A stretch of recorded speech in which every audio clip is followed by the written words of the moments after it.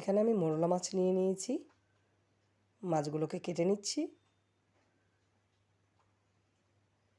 এবারে ধুয়ে নিয়েছি। হলুদ গুঁড়ো আর সামান্য নুন দিয়ে আমি মেখে নিচ্ছি।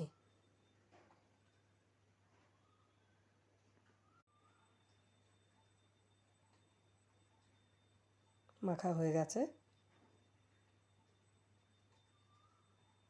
এবারে আমি কড়াইতে সর্ষের তেল দিয়ে দিচ্ছি। এবারে মাছগুলোকে ভেজে নিচ্ছি।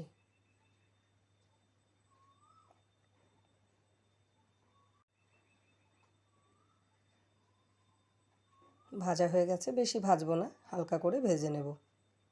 তুলে নিয়েছি। এবারে ওই তেলের মধ্যেই পেঁয়াজ কুচো দিয়ে দিলাম। এর সাথে আমি সামান্য রসুন থেতো করে দিয়ে দিচ্ছি।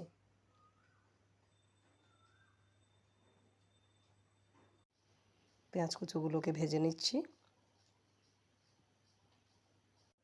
কেটে রাখা টমেটোগুলো দিয়ে দিচ্ছি।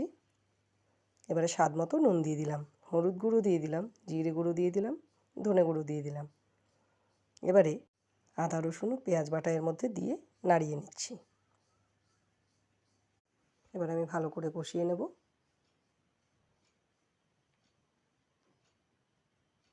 হয়ে গেছে কষানো।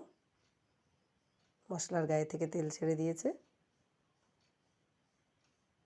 এবারে আমি এতে সামান্য পরিমাণ জল দিয়ে দিচ্ছি।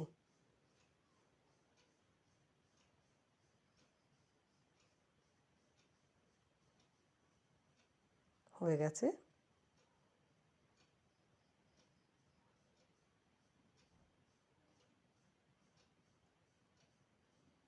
এবারে আমি আগে থেকে ভেজে রাখা মাছগুলো এর মধ্যে দিয়ে দিলাম।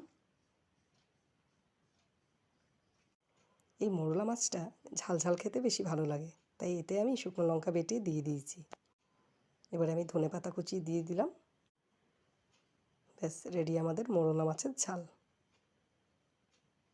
যেমন দেখতে হয়েছে তেমনি খেতেও স্বাদ। অতি অল্প উপকরণে যদি সুস্বাদু খাবার খেতে চান তাহলে আমার এই চ্যানেলটাকে অবশ্যই সাবস্ক্রাইব করুন। কমেন্ট আর শেয়ার করতে ভুলবেন না।